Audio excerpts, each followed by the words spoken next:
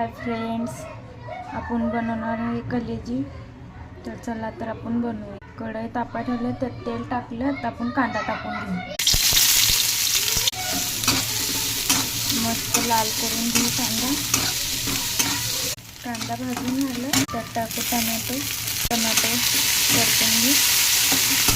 आले लसूण बारीक केलं ते टाकून घेऊ. थोडीशी हळद टाकून घेऊ आणि थोडंसं पाणी घालून घेऊ. मसाल्याचा कच्चेपणा राहिला की कलेजी आपली चांगली नाही लागणार, त्यामुळे चांगली भाजून घ्यायचा मसाला. मटन मसाला टाकून घेऊ. 1 चमचा मालवणी मसाला. तर मसाला शिजला, आता कलेजी धुतलेली ते टाकून घेऊ. कोथिंबीर टाकून घेऊ. मस्त कलेजी